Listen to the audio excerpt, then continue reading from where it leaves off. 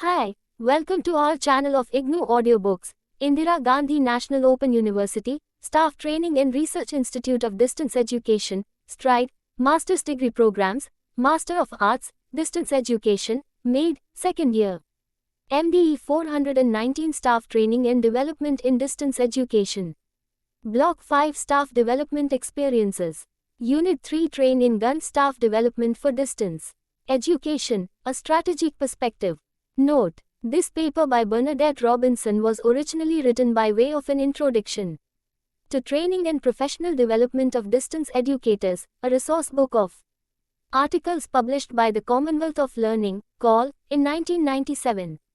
Robinson has raised some basic issues related to staff development in distance education in general. An understanding of the issues discussed here will help formulate your own strategic perspective and plan for staff development in your organization.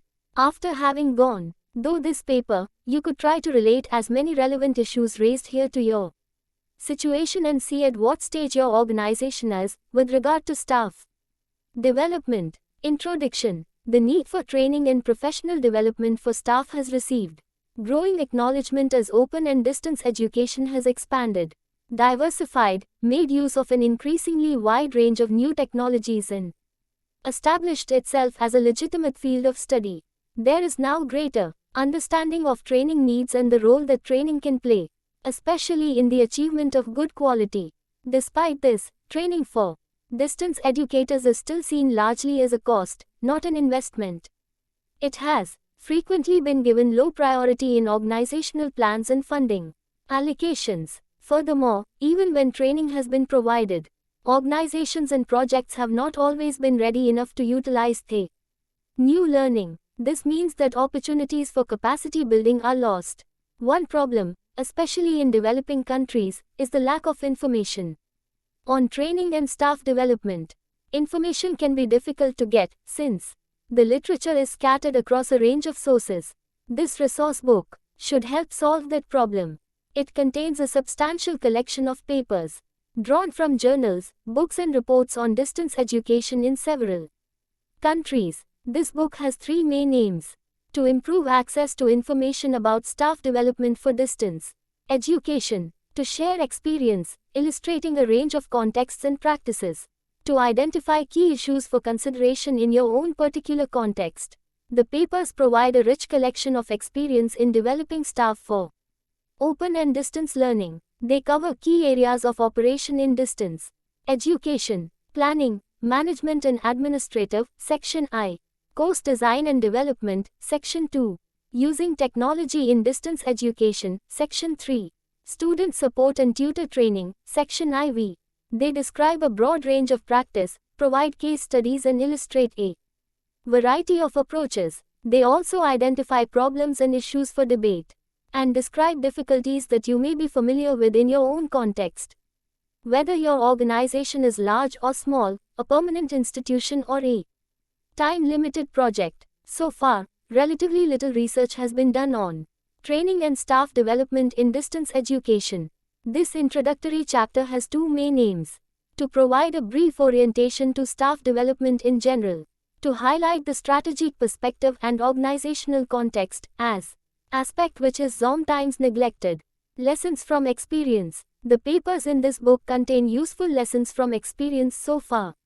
They illustrate a diversity of training needs and highlight the concerns that revolve around the task of providing staff development for distance educators, a term which encompasses a variety of roles. Diversity of training needs. The practice of distance education generates a variety of roles needs. Staffs are often required to learn new work practices and skills. As the following papers show, individuals and groups have to take on new roles, especially in countries where distance education is unfamiliar. Adapt to new ways of teaching and communicating. Use new technologies which alter familiar processes of teaching and communication. Manage dispersed and decentralized organizations or complex processes. Be responsible for supporting learners at a distance. Develop better skills in teamwork, coordination, and the management of schedules and records. Take on unaccustomed roles as trainers. The papers also describe experiments in collaborative, sometimes international, for staff development and the growth of professional academic courses at diploma and master's degree level, as distance education has become a field of study in its own right. These diverse training needs require a variety of provision, which immediately raises issues of resourcing, financing it and providing good trainers, and selecting priorities. Categories of staff. The papers here identify the broad categories of personnel requiring training. Around these, a coherent policy and program for staff development has to be constructed. The categories can be grouped as newly appointed staff, whether full-time, at the center, headquarters, or in the field, needing routine induction and orientation to open and distance learning in general. Individuals or groups of staff taking on new responsibilities and roles, or staff in traditional institutions adapting existing knowledge or skills to open and distance education applicants.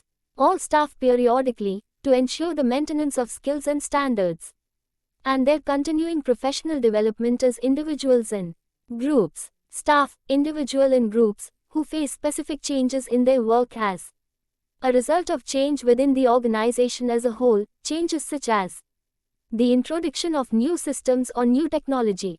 The following papers identify the common core skills and knowledge needed by all staff working in distance education as well as specialist skills and expertise. 1 Short, initial training is seen as inadequate.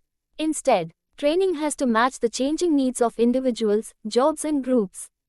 A coherent program of provision for staff is seen as important, though not always achieved, even by established institutions. There are several possible reasons for this: lack of resources, weak commitment, or low priority and value placed on it. However, regional and national collaboration and resource sharing offer potential for overcoming at least some of these problems, as a few of the papers illustrate. Concerns. The papers reflect a number of concerns and contain useful lessons for planners and trainers. They highlight the difficulty of getting institutional commitment and resources, particularly, though not exclusively, in developing countries where resource, financial and human, may be very scarce. The inconsistency in training and staff development provision within organizations. The slowness of organizations in general to develop staff development policies and plans, particularly for part-time support staff and field-based staff, and the political nature of such activities. Weak integration of training with institutional policy and plans to avoid piecemeal or ad hoc provision. Uncertainty about where best to locate the responsibility for staff development within distance teaching organization. The status of training and perceptions of its value. Some staff do not recognize the need for it, so they resist it. Some managers do not support it. These concerns point to the need for improvement in 3 respects at least. The status of training and staff development activities, more coherent planning at an organizational level and better use by institutions of learning resulting from training. Unfortunately, the following situation at a mature distance education institution is still not uncommon. It has no existing institutional staff development policy or plan, either for central academic or regional staff, full and part-time. There does not appear to be a budget for staff development and training. The finance for each event has to be negotiated separately. At present, each regional office has its own arrangement for tutor training but no agreed national policy or system in place. The quality of training available for tutors is therefore variable, dependent on local circumstances. From a consultancy report by the author. One way of addressing some of these concerns is for distance education organizations and projects to adopt a more strategic perspective on the role of training and staff development. The rest of this chapter examines this approach. A strategic perspective on training. Strategy is the means by which an organization chooses to reach its objectives. The term comes originally from military stage and usually refers to a thought-out plan of action or a consciously formulated policy for achieving an objective, but it can also mean the posture or stance an organization adopts to its staff, structure, operations, competitors, students, the processes of learning, the public, the wider world of education around it, and to itself as an organization. Strategic decisions are those which significantly affect the organization's ability to achieve its objectives. An organization also makes decisions in the normal course of functioning which are not strategic. Strategic management is the process of managing change to reach an organization's objectives. Bowman and Ash, 1987. Where is training and staff development located in this?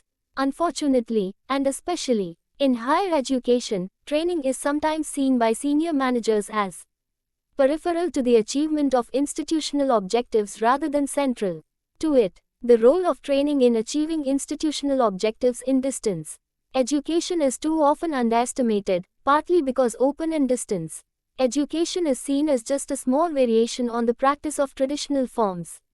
How can this view be changed?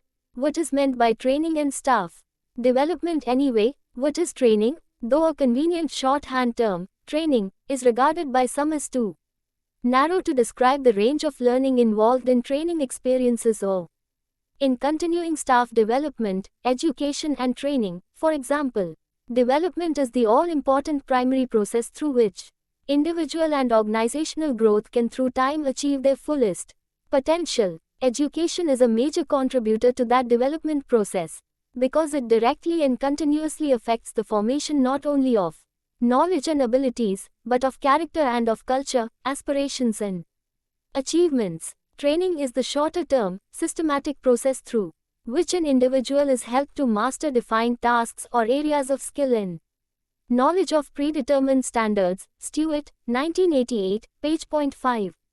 Though defined separately here, these are in practice overlapping categories. Also, they are difficult to divorce from their organizational contexts. Training involves changes and development in knowledge, skills and attitudes in work groups as well as individuals. Staff development includes the institutional policies, programs and procedures which provide staff with the means of meeting their own and their organization's needs in carrying out their work. Traditionally, in educational institutions, training has most often been seen in terms of benefits to individuals, whereas to improve organizational performance, it has to become more closely linked to organizational goals, such as providing all students with timely and useful feedback on assignments, or producing self-study materials or radio programs to define standards. If seen only in terms of individual benefits, training provision may lack coherence and result in a program composed of ad hoc events. Some individuals may do very well from this kind of approach. Others will do badly, missing out on any share of the training resource. In any case, minimum standards for training provision and individual entitlement across the organization as a whole will be impossible to achieve. Some definitions of training therefore highlight the connection between individual learning and organizational effectiveness, seeing training as any organizationally initiated procedures which are intended to foster learning among organizational members in a direction contributing to organizational effectiveness. Heinrichs, 1976, page 211. Such definitions of training combine the following key notions. Training is a systematic process with some planning and control rather than a wholly random learning from experience or randomly chosen learning events. Training is a way of changing the knowledge, skills and attitudes of people as individuals and groups. Training aims to improve performance at several levels: the individual, the work group and the organization. Training should be aligned to organizational goals as well as individual needs. However, a perennial tension exists between institutional and individual needs in staff development, as is reflected in polarities in the literature.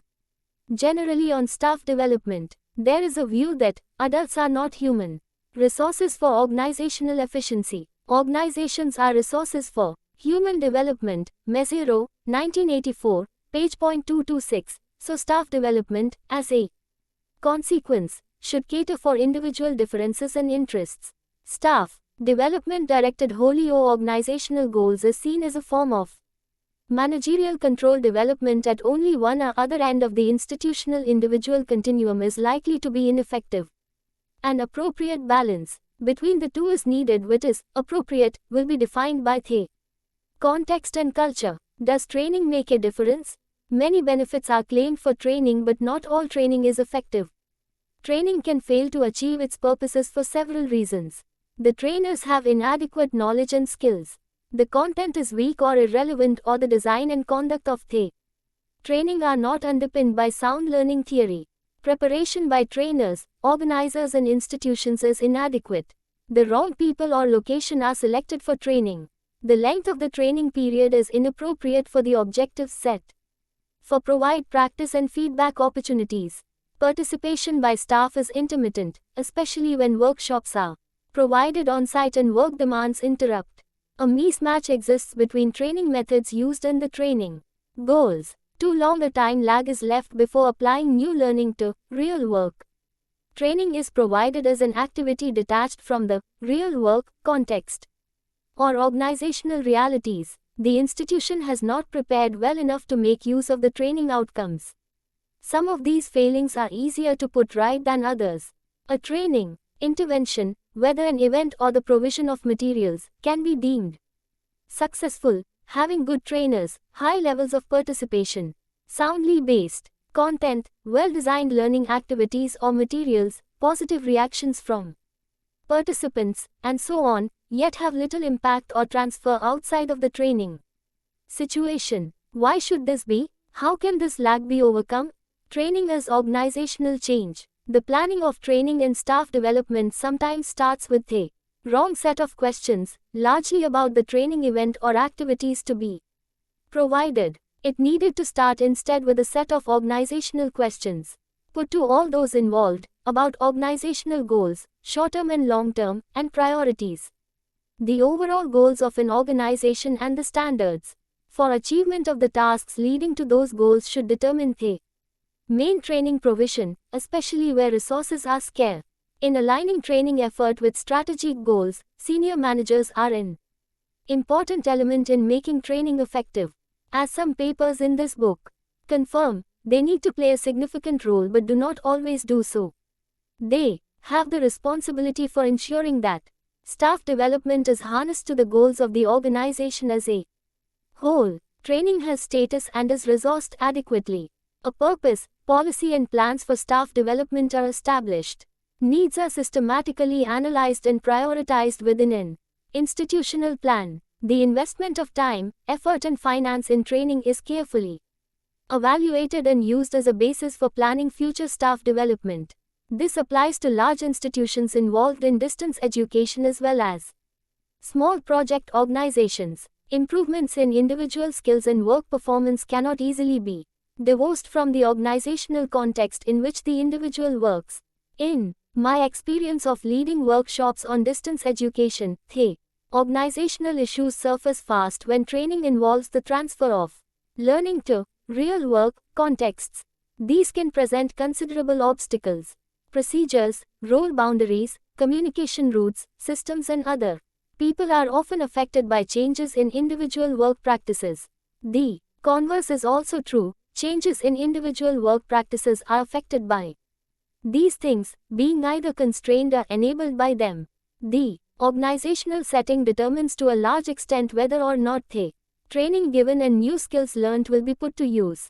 Organizations themselves, whether at the work group or departmental level, play a significant role in the utilization of learning from training, either consciously or unconsciously. Putting an individual's new skills and learning to use involves other people and maybe additional resources. It needs the support of a respective and prepared organization. The organization's responsibilities in the training process. Effective training depends on more than the quality of the trainers or the training event or materials. It also depends on the organization's attitudes and response to training. The organization has a role to play before, during, and after training events or courses in the following ways. Pre-training. Clarify the precise objectives of training and the use to be made of participants learning afterwards. Selected appropriate participants. Build positive expectations and motivation in participants. Prepare the ground. Plan for any changes that improved performance will need, such as organizational or equipment rearrangements. During training, protect participants from job, work demands, provide adequate cover for participants' work and responsibilities during the training period. Show interest, possibly through contributions from senior staff to course sessions, where appropriate, and maintain contact with staff on training, particularly during long or overseas courses. Ensuring adequate resourcing and facilities. Post-training. Provide opportunities for participants to discuss the training experience with others and to identify ways in which it could contribute to work practices.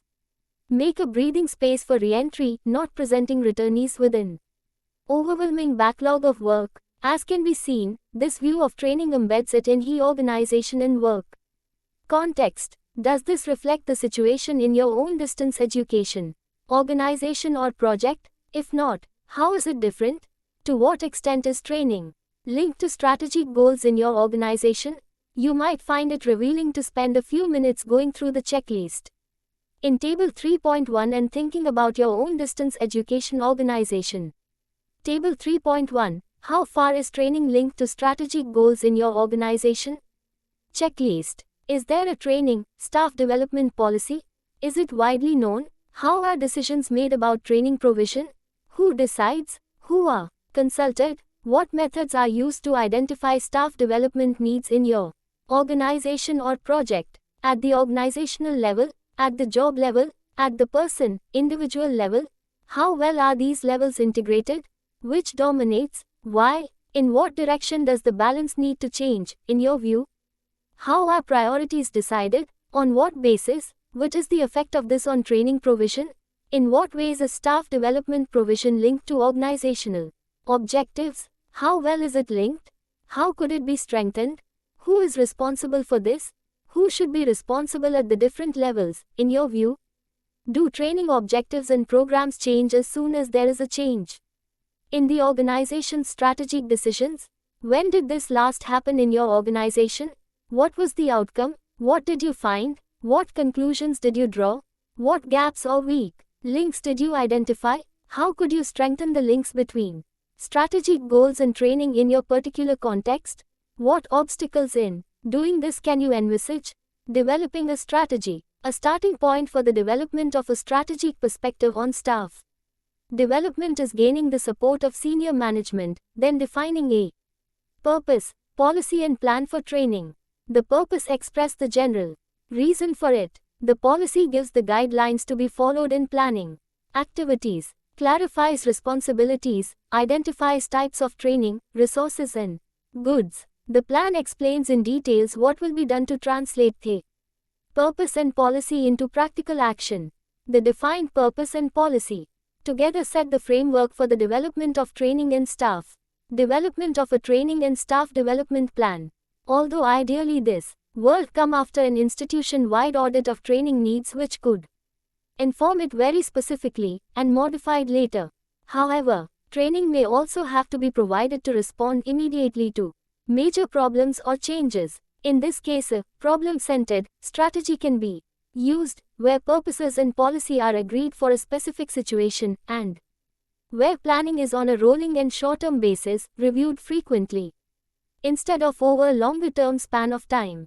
The starting point for action is the same in all cases: discussion and agreement with managers and other stakeholders about the explicit purposes and policy needed to guide action. Implementing a strategy. Whatever strategy is adopted, the same steps are involved in implementing it, as Table 3.2 shows. Table 3.2, Steps in implementing a training and staff development plan. Define and agree within the organization the general and particular needs for training, based on a systematic needs analysis. Review possible ways of meeting needs and the availability of financial resources. Establish what the priorities are. Select appropriate training events and interventions. Construct a coherent training plan in the light of available financial resources, in consultation with the other stakeholders. Communicate to all concerned and build a positive climate towards training. Prepare an evaluation approach and plan. Provide the training and evaluate its efficiency and effectiveness. Use the evaluation data to assess its impact, to improve training provision and to inform future plans. This last step in Table 3.2 leads you back to the first one again.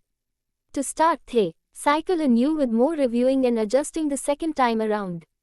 Of course, the process of following these steps is not so clear-cut and neat in action as on paper. Agreeing training provision is likely to require wide consultation, the confrontation of vested interests and clashing claims on scarce resources. Nonetheless, the sequence offers a framework to guide a systematic approach and lays the groundwork for a cyclical process of review and improvement over time.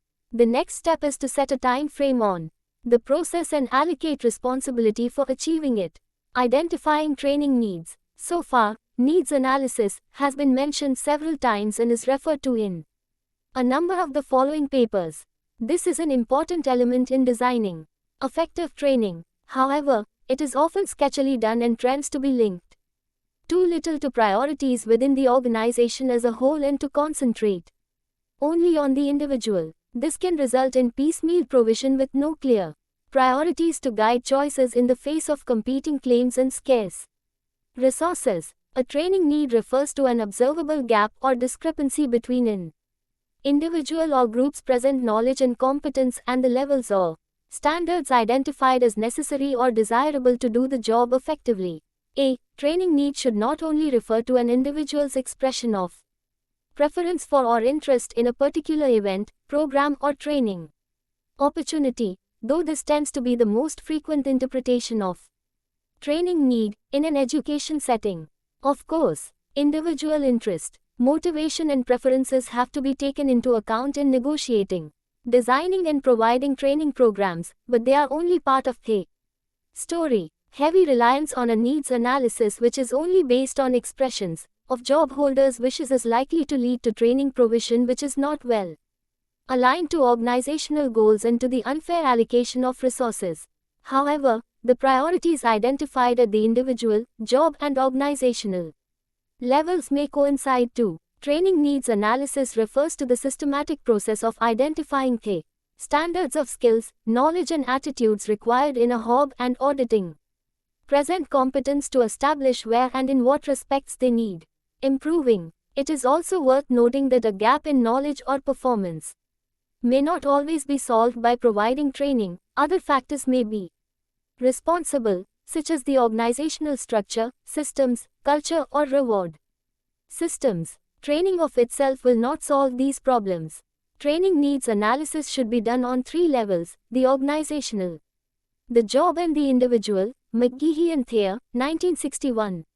A summary is given. In Table 3.3 of the focus of analysis is often restricted to Level 3, that of individual needs, and fails to link these with organizational goals. A more effective strategy is to start at the organizational level, Level 1, and work towards the individual, Level 3, though diagnosis of training needs at an organizational level requires quite sophisticated skills of analysis, evaluation, and diagnosis as well as access to a wide range of information. Table 3.3, Levels of Training Needs Analysis. Look at the screen. To do a comprehensive training needs analysis for a large organization can be costly and may generate an amount of data which is never used. The funds to meet the expectations raised are also unlikely to be available. An alternative approach is to identify priority problems, which can be assisted through training provision, and to concentrate effort around these. In arriving at decision about training, costs need to be weighed against anticipated benefits and alternative modes of developing staff. Transfer of training to real work. Even if training needs are soundly analyzed and appropriate training provided, it may still fail to have an impact on what people do in their work. As mentioned earlier, learning from training may fail to transfer to real work. Much training and staff development proceeds as if knowledge and its application in the work context are inevitably related. This is often not the case. Transfer of learning from training is not an inevitable consequence of training given. Perhaps this can be illustrated by looking more closely at two different views about learning from training. See Table 3.4. Which view do you think your distance education organization holds? What evidence do you base your conclusions on? Which view of training do you think has most chance of transferring learning to the real work context? Table 3.4. Two views of training. Which is most likely to result in the transfer of training? Look at the screen. View A, I have labeled this the insular approach, presents a trainer-centered View of training, where training is isolated from the organization context. The transfer of training is seen as unproblematic, yet research tells us that the transfer of training to real work situations is complex and depends on a number of factors, as identified in View B, which I've named the contextualized approach. Factors affecting the transfer of training include the nature of the skills learned, e.g., interpersonal skills transfer less well than psychomotor skills. The time lag between learning something and using it in a real work. Applied fairly soon after learning, probably within 3 months at the most, then there is deterioration of learning and more limited transfer. This is more true of skills based on cognitive or knowledge processes, which can deteriorate markedly within a few weeks than the learning of perceptual motor skills which persist for longer. The number of elements common to the training provided and the job situation, the greater the number, the stronger the transfer. This clearly has implication for the quality of preparation and material for the training event or course. Perceptions of the relevance and quality of the training by participants. The attitudes of colleagues, departments and the organization as a whole towards training. Taking a strategic perspective, any training provided, in country or overseas, on-site or off-site, needs to be set within arrangements for its utilization. This also requires dialogue between trainers and managers to share information and to develop joint plans. The extent of transfer of training and its effectiveness or value need to be judged on the basis of evaluation data. Evaluating training and staff development. Evaluation plays a key role in developing a strategic perspective on training and staff development. Yet relatively little is written in the distance education literature on the evaluation of training and staff development. Though an essential part of the process of improving the quality of training, evaluation tends to be neglected or restricted to a limited part of the training outcomes, usually at the level of participants' reactions to the training event or program. It is not often enough linked to the longer-term impact of training on real work. The purpose of evaluating training and staff development activities is to provide feedback on the effectiveness of the training methods and approach, the extent of achievement of objectives set by the trainers and participants, the extent to which the needs identified at both the organizational and individual level were met and reflected in improved practice. Key questions to ask about training.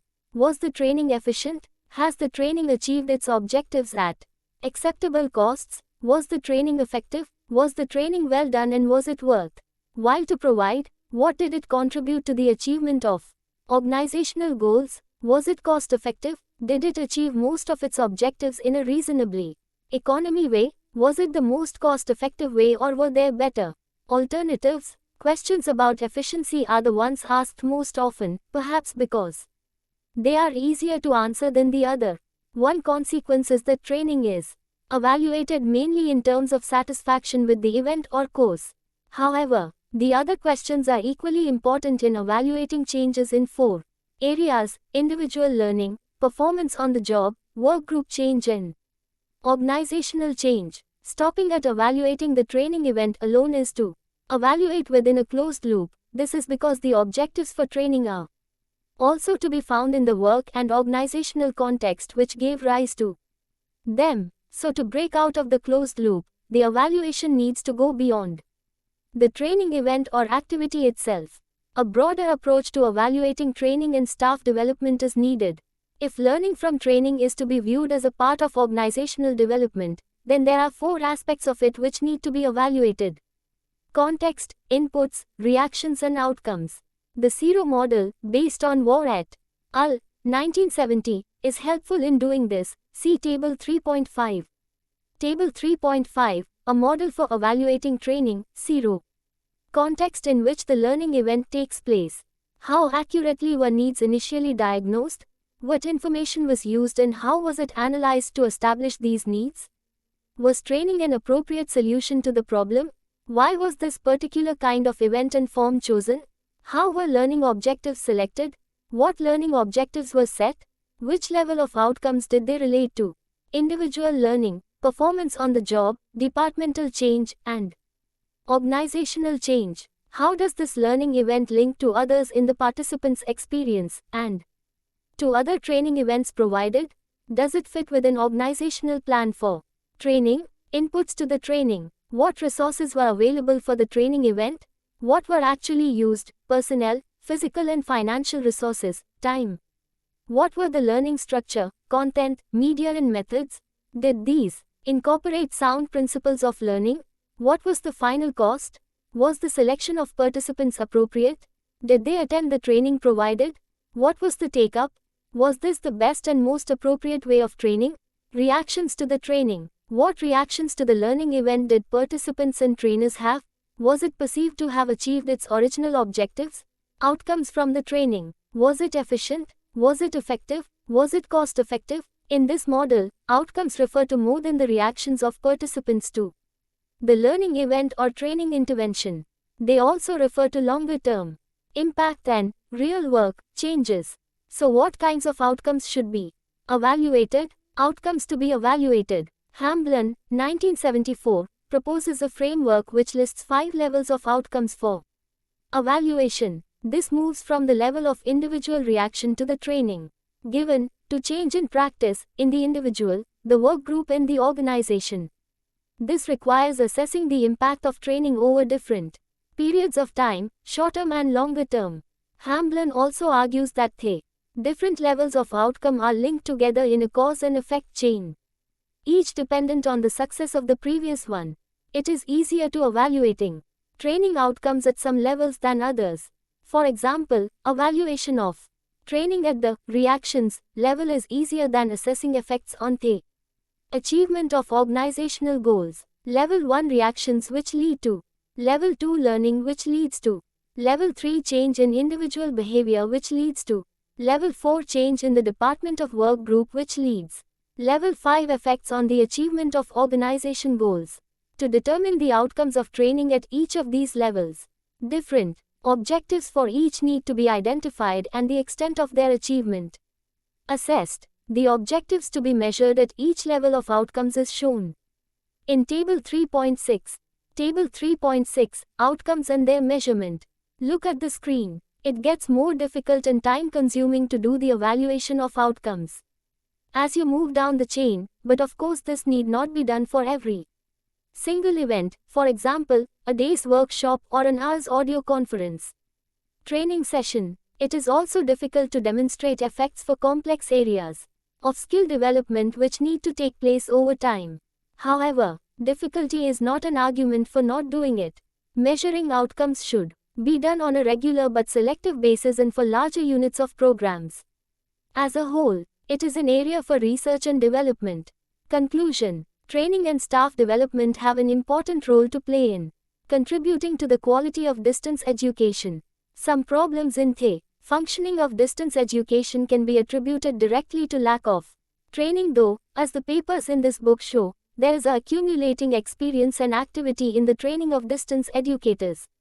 Realization of the value of training is growing, though it still needs to be located more centrally within an organization's concerns and viewed as a process of organizational change. Actions needed to promote a more strategic perspective on training and staff development for distance education include negotiating organizational support, particularly at senior management level, and adequate resources, developing a purpose, policy and plan at an organizational level, aligning training effort with organizational goals, using training goals to guide the choice of training strategies, developing training systems instead of isolated events, widening the trainer's role to engage with the context beyond the training event, evaluating training provision to assess its impact and effectiveness at several levels and to make improvements.